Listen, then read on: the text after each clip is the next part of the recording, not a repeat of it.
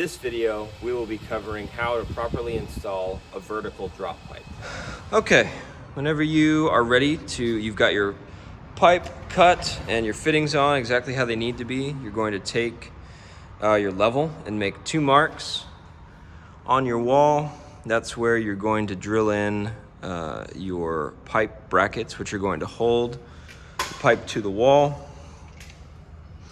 Now it's important to note that if you are near other pipes or the vena hood itself, and that other pipes or vena hoods are off center or they are not level, it's important that we level the pipe to those other objects. If we put it perfectly level and the other things around it are not perfectly level, our pipe will look crooked. So we want to be sure that everything looks uniform and the same.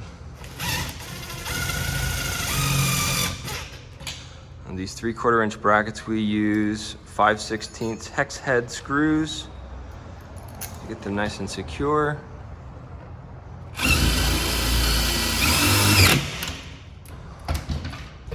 You'll take your pipe and fit it to the wall. Again, making sure that it's level. A couple different methods or a couple different pipe brackets that we use. Some have a bolt and a nut. The nut has to be tightened. That's what these are.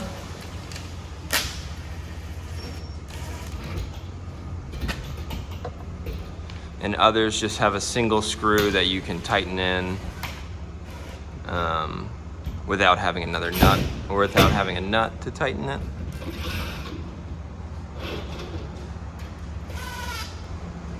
Again, we want to be mindful as to where the male quick disconnect end is facing. We always want that fryer hose connection to make a nice U connection sort of deal. We'll cover that in another video. But yeah, that's pretty much it. Just putting in 2 brackets, make sure your pipe is nice and level, and cinch it up nice and tight.